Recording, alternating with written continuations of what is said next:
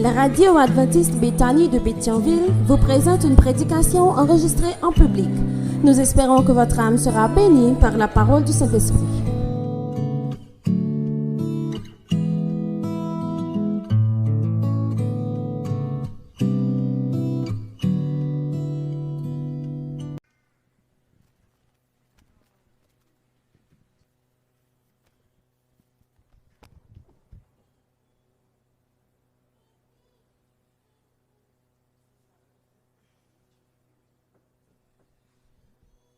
Aimables amis visiteurs, frères et sœurs dans le Seigneur, bonjour, bon sabbat. Amen. Frères et sœurs, bonjour et bon sabbat. Amen. Je voudrais commencer par des mots de remerciement, adresser des mots de remerciement à Dieu qui nous a préservé la vie, adresser des mots de remerciement à ce groupe qui vient de chanter pour la gloire de notre Dieu, présenter des mots de remerciement aux diacres et aux diaconesses qui ont fait de leur mieux pour préparer les emblèmes du corps et du sang de Jésus. Et je remercie particulièrement Dieu d'avoir exceptionnellement fait usage de son humble serviteur pour délivrer la parole du Seigneur. Je voudrais parler insécurité en ce matin, parce que c'est le terme récurrent que vous écoutiez la radio, que vous regardiez la télévision, on retrouve le même vocable, insécurité. C'est pourquoi j'ai choisi de baptiser mon entretien une insécurité dans l'insécurité. Une insécurité dans l'insécurité. Et j'ai médité sur un texte au cours de la semaine qui réellement m'a fait tomber les écailles sous les yeux. Je comprends davantage le grand conflit cosmique dans lequel nous nous impliquons. Nous avons déjà considéré les versets 12 à 18 du chapitre 6 de l'épître aux Éphésiens. Je voudrais introduire mon sermon avec deux faits importants. Une déclaration officielle, en fait deux déclarations officielles. Le 30 avril 1948, 21 pays du continent américain signent à Bogota, en Colombie, la charte de l'OEA, Organisation des États américains. Le but de ce traité est de protéger la démocratie et des droits de l'homme. Il permet également de lutter contre l'insécurité, notez ce mot, contre le commerce de stupéfiants et contre le trafic d'influence. C'est la première déclaration. Le 11 février 2021, le Bureau intégré des Nations Unies en Haïti, BINU, indique au niveau de la lutte contre la violence de proximité que l'insécurité s'est aggravée, notamment sous l'effet d'une vague d'enlèvements et de plusieurs meurtres impitoyables, ce qui a exacerbé l'indignation de la population. Il y a en moyenne 84 manifestations par mois au deuxième semestre de 2020. De 1948 à 2021, ça fait exactement 73 ans depuis que nous enregistrons des scènes de violence en Haïti, les unes plus odieuses que les autres. OEA, Organisation État américain, l'objectif fixé, c'est de lutter contre l'insécurité, mais en Amérique en particulier, l'insécurité bat son plein. En d'autres termes, frères et sœurs, nous ne pouvons pas compter sur les agences gouvernementales pour résoudre le problème de l'insécurité. Nous ne pouvons pas compter sur les traités de paix pour résoudre le problème de l'insécurité. Insécurité n'a pas résoudre. Et je confirme, si on dit non que traité de paix a résoudre le problème de l'insécurité, si on dit non que dialogue bilatéral entre États-Unis et Haïti a résoudre le problème de sécurité ou l'autre nation, matin m'a dit nous tromper de cible. Problème insécurité a pas résoudre. Et j'aime la citation de Félix Leclerc qui dit « La terre est une prison immense à insécurité maximum. » Qu'en Haïti, qu'aux États-Unis, qu'on trouve à Bosnie, quel que soit qu'on trouve sous la terre, où on fait face à l'insécurité. Et Jean-Édouard Allier lui dit l'insécurité est une invention des serruriers. L'insécurité est provoquée, frères et sœurs. Et parfois nous tromper de cible. Mais maintenant, quand même, une bonne nouvelle pour nous, c'est que le problème d'insécurité, c'est bon Dieu seul qui a résoudre, frères et sœurs. Je vais l'expliquer nous pour qui ça. Nous peur. Le mapli Éphésiens chapitre 6, il fait moins de bagages que malheureusement pas de guetan ouais avant. Nous tromper de cible. N'a pointé du doigt les gangs armés. N'a pointé du doigt les politiques ou les politiciens comme vous voulez. N'a pointé du doigt différents partis politiques qui existaient. N'a pointé du doigt l'international. Nous tromper de cible, frères et sœurs. Il y a une insécurité dans l'insécurité. Et le livre des Éphésiens, il fait écailles tomber sous nos yeux. Le livre des Éphésiens, est une épître paulinienne. Il est considéré comme une lettre circulaire dont Éphèse aurait été le principal destinataire. Selon les évidences internes du livre, tout porte à croire que l'auteur est Paul. Et quand il avait décidé d'accoucher par écrit cette correspondance épistolaire, il était déjà incarcéré à Rome. Et c'est intéressant, frères et sœurs, vers les années 60 après Jésus-Christ. Il y a une chaîne dans le pied, il pral mourir, il pral tuer. Selon la petite histoire, Paul mourit en petit Jean d'Oual. Un grand homme, c'est l'auteur le plus volubile, pas quelqu'un qui écrit plus passer Paul dans la Bible. Selon la petite histoire, il a décapité, tête là fait 3 morceaux, et chaque côté un morceau tombé, un sous l'eau pété selon la petite histoire, et relais côté ça les 3 tavernes. Mais avant de mourir, Paul a choisi de laisser quelque chose pour la postérité. Il va pas mourir, juste mourir, la lettre est finie. Il écrit l'épître aux Éphésiens. Ça poussait me poser une question et poser peut-être une question.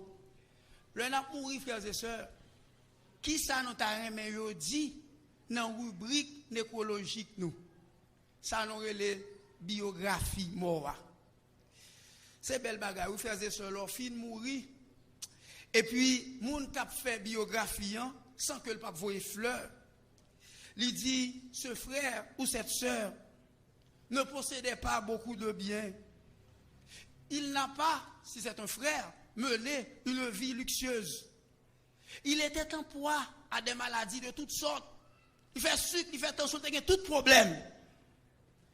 Mais notre positif dans la biographie, pour les gens qui ont fait biographie, en dépit de tout ça, il était réellement un serviteur de Dieu. Pas de chose qui est plus fort que ça dans la biographie. Il y a maladie, ou pas de luxe, ou pas de toutes sortes à supposer, imaginer pour vivre heureux. Mais dans la biographie, je n'ai place de choix pour dire, c'était un fidèle serviteur, c'était un fidèle servante du Seigneur. Éphésiens chapitre 6, verset 12, il introduit par un parallélisme antithétique qui dessinait le portrait d'une insécurité pluridimensionnelle, c'est-à-dire insécurité qui a plusieurs dimensions. Les peurs de l'insécurité sont mots un petit peu voilés. C'est pourquoi je dis c'est une insécurité. En Haïti, il y a une insécurité qui est capable insécurité alimentaire. Grand pile monde qui mourir grand goût en Haïti. C'est une insécurité. Il est capable insécurité routière à cause de route. Grand pile monde qui mourir par accident. Il est capable insécurité financière. Ou pas l'argent pour subvenir à besoin. Mais il est capable tout du gangstérisme officialisé. Des hommes qui arrangent là pour faire vol, pour kidnapper, pour ravir des victimes. Cette insécurité, une insécurité dans l'insécurité, cette forme d'insécurité qui existe en Haïti, un peu partout d'ailleurs, n'arrive pas à la cheville de celle qui est occasionnée par les anges déchus. Tout ça n'a pas fait là, frères et sœurs, c'est des bagailles, je dis bien provoquées, suscitées par l'ennemi. Pas une insécurité qui est plus forte que l'insécurité qui est occasionnée par les extraterrestres. Ça me les extraterrestres, c'est les anges déchus qui en bas en mer, qui dans l'espace, qui sur la terre, qui un peu partout, qui fait des dégâts. L'homme lit Éphésiens chapitre 6, verset 10, nous dit, est-ce que nous-mêmes, peuple adventiste, est-ce que nous en bataille? Je vais l'expliquer, nos frères et sœurs. Je vous invite à ouvrir votre Bible dans Daniel chapitre 7, verset 10. Nous allons faire un petit calcul mathématique simple pour comprendre. Daniel chapitre 7, verset 10, il dit, page 886, pour nous qui a un petit format. Daniel chapitre 7, verset 10, il dit, un fleuve de feu. Non, mais non, le verset, c'est très important, frères et sœurs. Il dit, un fleuve de feu coulait et sortait de devant lui. 1000 milliers le servaient et 10 000 millions se tenaient en sa présence. Font-ils camper là? Et c'est là et caillou tombé sous yeux. Je ne vais jamais prêter attention à verset ça dans Daniel chapitre 7, bien que moi mes prophéties.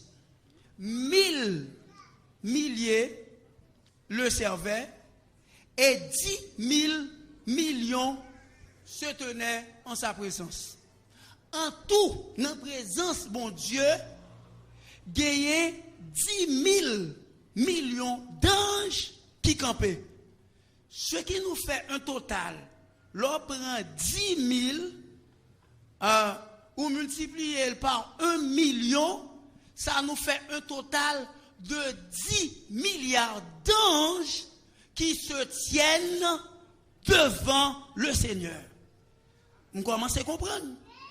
Et nous sommes dans Daniel, chapitre 7, verset 8. nous sommes dans le contexte du jugement investigatif. Pas qu'un croyant là, pas qu'un être humain qui là. C'est seulement les anges. Pas oublier le jugement investigatif. Daniel 7, Daniel 8, 2300 soir et matin. Nous sommes dans le contexte du jugement investigatif.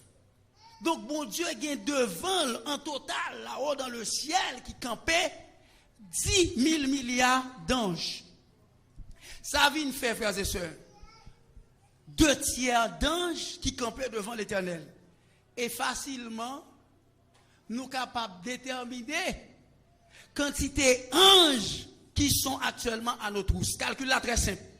Si 2/3 anges représentaient 10 milliards d'anges qui se tiennent devant le Seigneur, l'homme prend moitié de 10 milliards, parce que c'est 1/3 plus 1/3, c'est 1/3 qui précipitait sur la terre.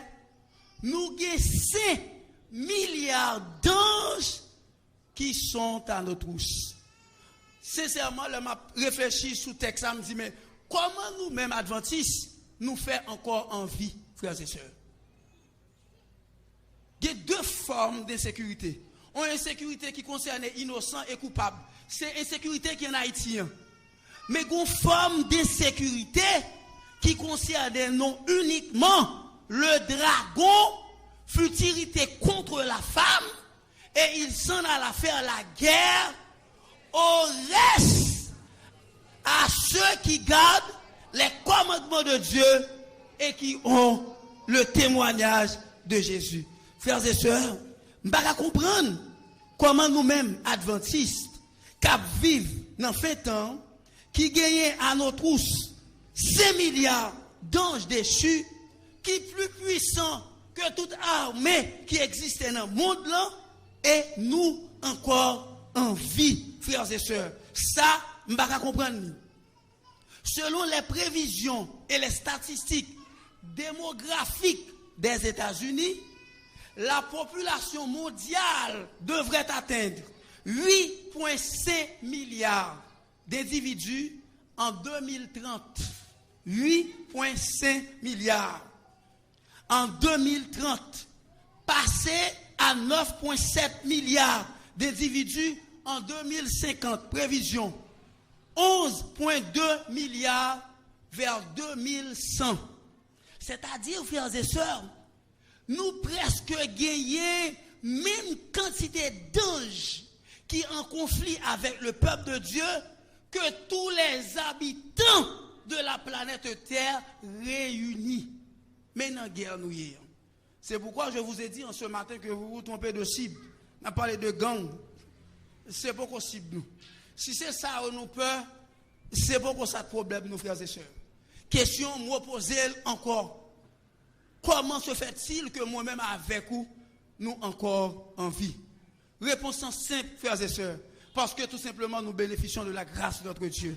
Réponse simple, frères et sœurs. Parce que bon Dieu que nous avons servi, il est fidèle, et il bien protégé, nous, il bien gardé, nos frères et sœurs. Réponse simple, l'autre issue. C'est pas ça nous fait, mais c'est ça bon Dieu fait qui fait nous encore en vie, frères et sœurs. Il y a un problème. Là, je regarde le texte là, je réfléchis sur lui.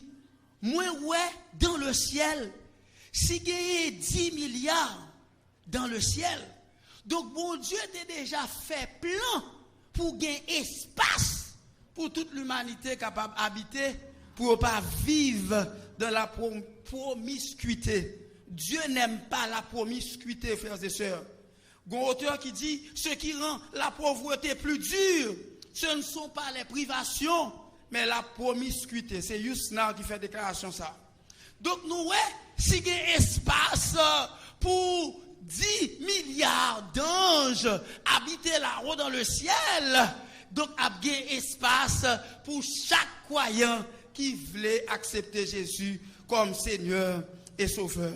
Donc le monde peut-être une situation difficile aujourd'hui, peut-être un petit chambre caille, la humiliation, peut-être un petit chambre caille, la gado mal, fait moun ça connaît que Dieu est en train de bâtir un château pour vous dans le ciel, frères et sœurs. Pas que des moun humiliants parce que papa dans le ciel là, il y a gros bagaille l'a préparé pour vous.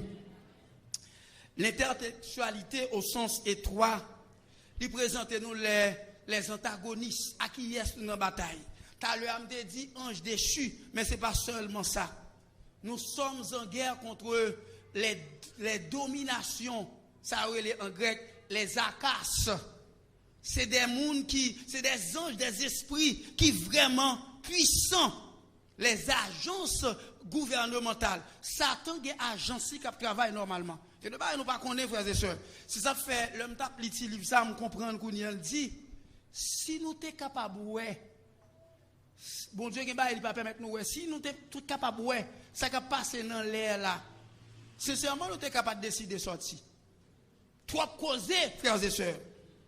Donc, nous avons lutté contre les ACAS, les agences gouvernementales. Aux États-Unis, il y a actuellement le satanisme. Un culte qui est dédié exclusivement à Satan.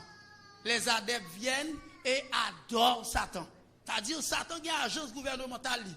Elle utilise un paquet de monde. Au lieu de nous fixer les gangs armés, on fixe les esprits qui manipulent ces gangs armés. Il y a des comportements monde, c'est pas comportement monde, frères et sœurs, c'est comportement esprit qui manipule les monde. Nous tromper de cible. Nous tromper de cible. Texte a dit, nous sommes en guerre contre les akas. Nous sommes en guerre contre les cosmocratopas. C'est ça, les princes des mondes de ténèbres, mais grec a utilisé cosmo, l'univers, krato en grec, kratos, kratein, pouvoir, et puis passe, qui signifie tout. Nous sommes en guerre avec des anges déchus qui presque, parce que pas même j'ai bon Dieu, qui presque plein pouvoir. C'est tellement vrai, bon Dieu a ordonné un ange pour déplacer, pour remplir une mission, Satan bloque. Donc nous comprenons que nous sommes capables de protéger tête, nous frères et sœurs. Nous tromper de cible. Nous sommes en train de parler d'une insécurité, alors que le problème est beaucoup plus profond. C'est le problème de l'insécurité qui est provoqué par les anges déchus. Et pour nous capables de protéger, voilà la solution. Bon Dieu recommande nous 2 types d'armes pour affronter l'ennemi. Combien de types d'armes, frères et sœurs? 2 types. Les armes offensives pour attaquer et les armes défensives pour défendre. Les armes offensives que nous négligeons malheureusement, il n'y a pas l'autre bagaille que l'épée. Si vous avez épée dans le monde, l'épée de l'esprit, qui c'est qui ça encore selon le texte? La parole de Dieu. Si vous avez épée dans le monde, vous êtes capable d'attaquer. Les armes offensives encore, à part l'épée qui est la parole de Dieu, qui est l'autre arme offensive, nous avons utilisé encore dans le texte pour nous attaquer l'ennemi. La prière. Donc dans le texte, il y a 2 armes vraiment puissantes. Là nous utilisons, Satan tremblait. Et ça tellement vrai, frères et sœurs. Le diable, il tellement connaît ça, il est vrai, il détourne, attention nous, de la parole de Dieu. Il tellement connaît ça vrai, il réussit à nous dépouiller de l'arme la plus efficace de notre lutte contre le mal. Nous prenons plaisir à lire les messages textes émanant des réseaux sociaux. Nous aimons faire ça, hein? Twitter, Instagram, Facebook, WhatsApp, et j'en passe. Nous aimons les textes à eux. Mais armes qui vraiment puissantes, là, qui sont capables de permettre nous secouer l'ennemi, nous négliger, frères et sœurs. La victoire sur l'ennemi ne sera pas remportée avec des armes de l'âge de pierre, couteau silex. Je ne peux pas battre Satan avec ça ou pas pour elle. Nous n'avons pas à lutter contre eux, la chair et le sang. Nous ne pouvons pas remporter la victoire sur l'ennemi avec des armes de chasse, avec des bazookas, avec des missiles, que le sol, air-sol. Nous ne sommes pas capables de remporter la victoire sur l'ennemi avec ces armes. Pour remporter la victoire sur l'ennemi, nous n'avons pas besoin de pile bagaille, frères et sœurs. Nous avons besoin de 3 mots. Il est écrit, frères et sœurs. De vous utiliser parole, ennemi, trembler. Dans 1 Jean 2, 14, il fait comprendre que la permanence de la parole de Dieu en nous constitue la garantie de notre victoire sur le malin. Moun qui a remporté la victoire sous Satan, c'est moun qui a étudié systématiquement la parole de Dieu. Et quand je parle de la parole de Dieu, ce n'est pas le format de la Bible, frères et sœurs. C'est pas qui Bible ou gagné, est-ce que c'est le second, est-ce que c'est un dalle, est-ce que c'est semeur. Là, je parle de la Bible qui est capable de permettre de nous remporter la victoire sur l'ennemi. Il concerne qualité de temps que nous passons dans l'étude de la parole de Dieu. Et la servante du Seigneur lui dit, dans l'événement des derniers jours, chapitre 5, page 55, seuls ceux qui auront fortifié leur esprit par l'étude des vérités bibliques demeureront fermes dans le dernier conflit. Seulement moun sa yo capable de résister, capable kembe. Si premier amenant nous connaissons, frères et sœurs, c'est l'étude de la parole. Deuxième amenant, li passé de présentation, c'est la prière. Si nous étudions la Bible, nous appliquons la Bible et nous prions, eh bien là, nous en bonne condition pour nous affronter l'ennemi. Aucun de nos talents, ni l'effort d'une volonté de faire, ne peuvent remplacer le dialogue que nous avons avec le Seigneur. C'est la seule arme que nous ayons pour nous battre dans ce monde ténébreux. Satan peut nous vaincre, frères et sœurs. Si nous sommes des pasteurs, pas représenter rien devant Satan. Si nous disons nous sommes pasteurs, Satan peut nous vaincre. Si nous sommes des anciens, nous ne pas représenter rien devant Satan.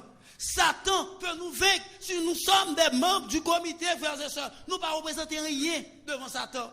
Satan peut nous vaincre si nous passons des années, nous juste venir faire aller-retour. Nous ne pas représenter rien devant Satan.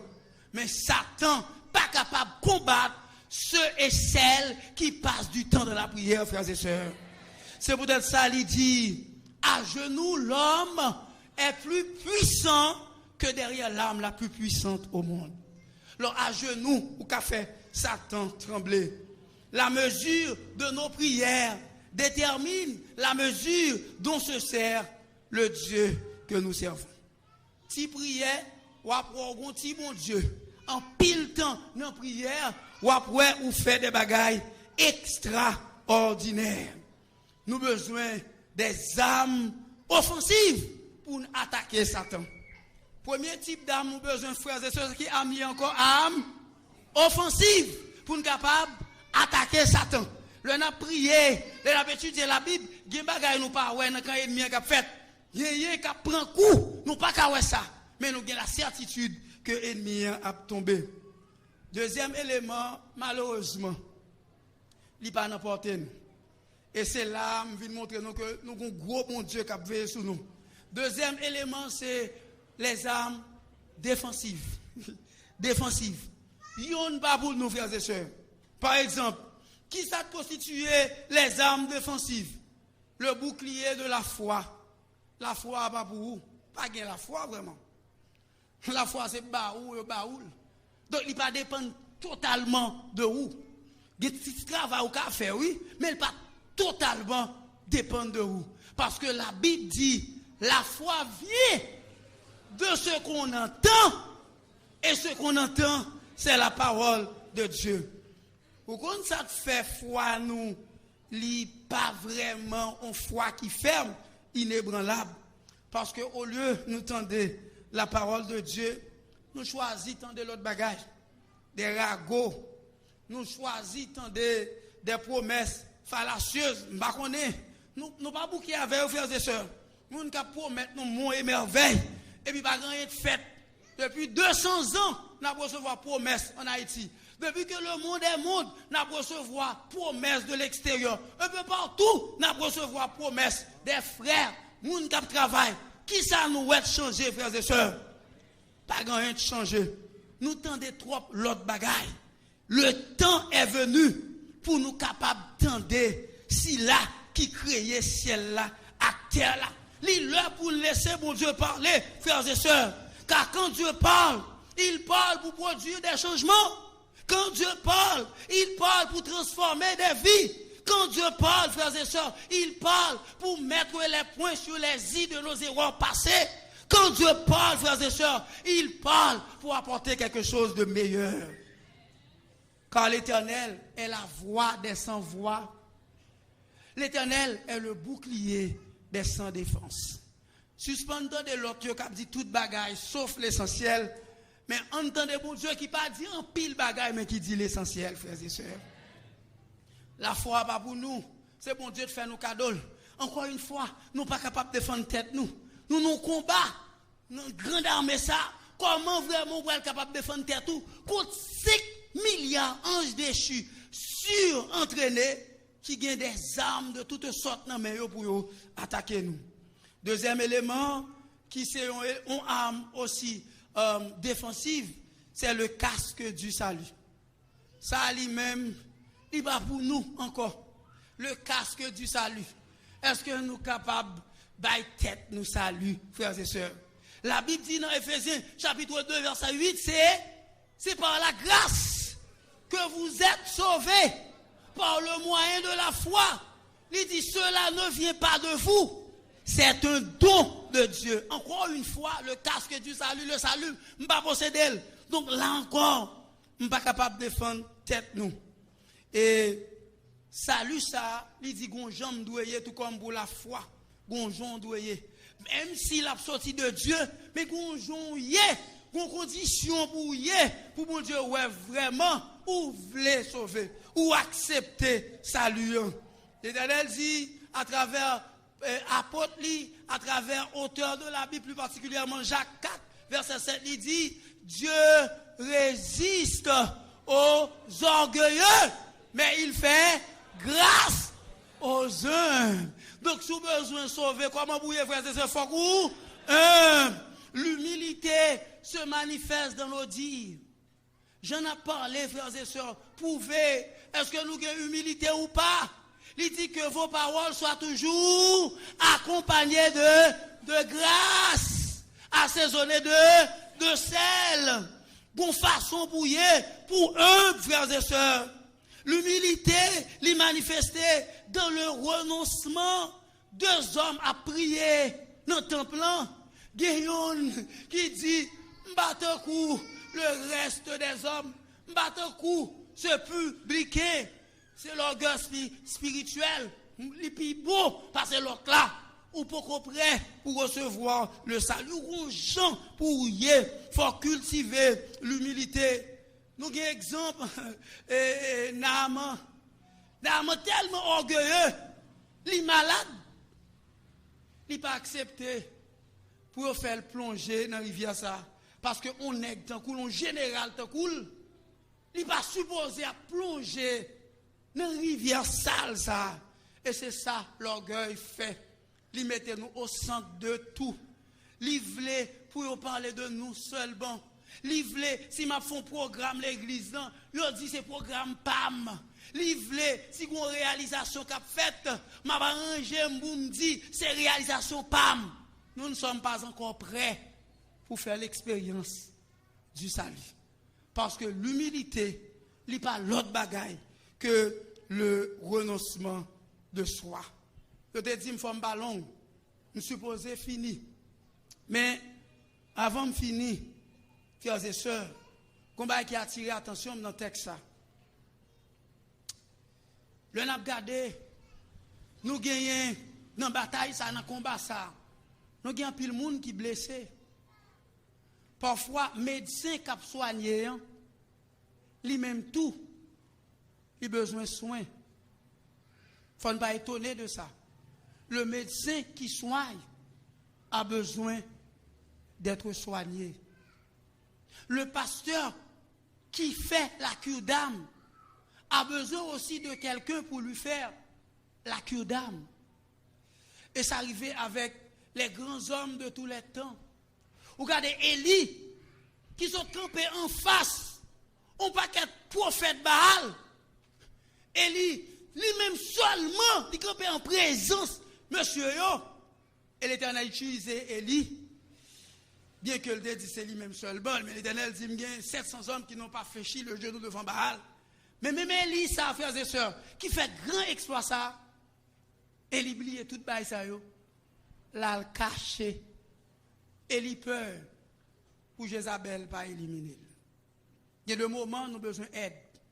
Orgueil parfois pas permettre nous ouais que nous avons besoin d'aide, mais nous vraiment besoin d'aide dans ce combat. Si nous prenons un tant que Moïse, je ne sais pas qu'il y a un dans la Bible qui fait autant d'expérience que Moïse. Ouvrir la mer rouge en deux, les 10 plaies d'Égypte, premier-né a mouru. Mais je pense que Moïse sauve une fraction de seconde. Il fait colère, il mourit. Je juste pense qu'ils font prière secrète. Ils demandent mon Dieu pardon au point que Satan t'a réclamé comme Moïse. L'Éternel pas balil parce que serviteur t'a parlé en toute discrétion avec lui-même et Moïse t'est arrivé sauvé. Question m'a posée nous matin pour me terminer. C'est comment nous traiter blessés nous dans les champs de bataille. Est-ce que nous traitons blessés nous comme ce frère aîné de la parabole du fils prodigue? Le fils prodigue, il laissait maison, il gaspillait toute saleté possédée, il font bagarre que le papa doit faire, le demander papa bien, papa vivant, le demander le bien, il pas supposé faire ça, papa le mourir. Il couchait avec des prostituées à droite, à gauche, il fait tout bagarre qui est marionnette, au point que même caou, je bats cochon, il n'a pas accepté de le manger. Mais la parabole l'a dit, il prend conscience. Il a besoin d'aide, il prend conscience. Étant rentré en lui-même, il se dit, combien de mercenaires chez mon père ont du pain en abondance et moi ici je meurs de faim. Et là, il a caille papal. Comment nous traiter blessés nous yo? Le rivé, serviteur yo, yo était bien accueilli. Papa même c'est voltigé la voltigé quoi il était âgé. Mais le frère aîné qui n'a pas laissé le toit paternel, il n'est pas d'accord avec papa. Ça veut dire, frères et sœurs, en pile fois, nous ne pas prendre soin blesser nous, c'est parce que nous-mêmes nous malades. Donc nous-mêmes tous nous avons besoin de soins. Comment nous traiter blesser nous? Est-ce que c'est comme les Juifs de la séquence narrative de Jésus face à la femme prise en flagrant délit d'adultère? Juifs y paraissent devant Jésus, pas de l'autre bagaille que lapidation ou faire grâce. Nous connaissons la réaction de Jésus. Jésus t'a posé question à monsieur yo, et yo même tout, yo t'ai besoin, frères et sœurs, penser. En tant que frères et sœurs, en tant que membres d'église, alors que nous allons participer à la cérémonie de cette scène, c'est l'idée ça qui doit motiver nous. Nous travaillons dans une grande communauté chrétienne. Nous en lutte avec une grande armée. Nous avons un gros l'hôpital. Nous avons des blessés. Mais nous devons penser à soigner ces blessures. Et là, nous soignons. Déjà, Jésus lui-même, tout en retour, l'a soigné. Frères et sœurs, combat ça n'a mené. Ce n'est pas un combat que nous sommes capables de remporter avec la chair et le sang. Son combat pour nous remporter la victoire, la donne, frères et sœurs, il faut effectivement nous armer nous de toutes les armes spirituelles. Les armes offensives et les armes défensives. Grand pile membre d'église qui a tombé malheureusement à la fin des temps parce qu'ils n'ont pas utilisé suffisamment les armes défensives. Grand pile membre qui a tombé parce que ils n'ont pas bénéficié de grâce à conditions pas réunies pour te gagner sous yo les armes défensives. Et ennemi a vu un jour sous yo la remporter la victoire sur eux. Alors que nous vivons à la fin des temps, les derniers moments de l'histoire de ce monde, parce qu'il faut nous positionner pour nous dire dans qui camp nous camper. Je vais parler du camp du gouvernement, des gangs armés. Je ne suis pas en train de parler de ce camp. En réalité, il y a deux camps. Le camp de Dieu et le camp de l'ennemi. Insécurité n'a pas parlé à là, sont leurs que liés. C'est des hommes, des femmes manipulés qui ont fait toutes sortes de choses. Mais vraie bataille là, la faite entre le peuple de Dieu qui garde les commandements de Dieu et les suppôts de Satan. Tu as souhaité que bon Dieu, dans sa grâce et dans son amour, lui fait nous prendre conscience de l'état critique nous vivons là.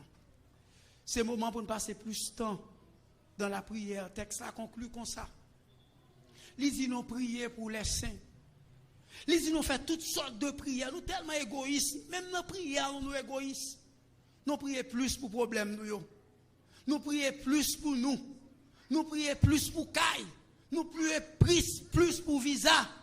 Mais nous pas prier, nous pas faire toutes sortes de prières. Si nous voulons armer un combat ça, il faut changer de stratégie, frères et sœurs. Il faut utiliser toute forme de prière.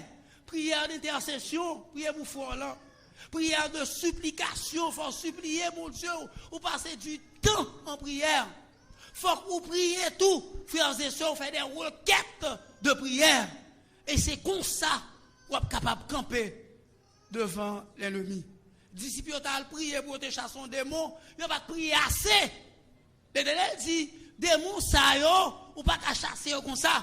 Faut que vous passez du temps dans le jeu, faut que vous priez. Donc faut que vous priez systématiquement. Et ça le fait Paul, il dit nous, prier sans cesse. Pas de gros moment. Un bon adventiste, il doit prier dans la matinée avant de sortir. Il doit faire prière peut-être avec la voix de l'espérance à midi. Elle doit faire une bonne prière, le pral coucher. Et quand je parle de la prière, je ne parle pas de cette prière que nous faisons à l'église. Il y a le monde, ils ont prié par rapport aux activités. Ou pourquoi on est en bataille? Si c'est l'église qui fait activité, on vient prier là, ou pourquoi j'aime en bataille? Parce que depuis l'église va faire activité, ou tout abandonné. Il y a le petit monde que nous gagnons tout. Ce n'est pas foi petit monde, c'est foi pas nous. Qu'on nous quitter, ou bien nous pas la petit monde abandonner l'église. Parce que nous ne pouvons pas apprendre ni faire expérience personnelle avec le Seigneur. Donc, dans la bataille, nous, il y a frères pour question de X, Y, zone. Son bataille qui est réelle, son bataille qui est concrète, son bataille qui est spirituelle. Donc, nous devons armer nous, passer du temps en prière et faire nous passer du temps en prière. Si nous faisons ça, nous sommes suffisamment armés pour affronter les citadelles de l'ennemi. Et frères et sœurs, cri n'attendez yo. Ce n'est pas des cris de perte de nos côtés, ce n'est pas des cris de blessés, mais ce sera des cris de victoire pour les enfants de Dieu. Et je souhaite nos victorieux. C'est le vœu de mon cœur pour vous. Que le Seigneur vous bénisse.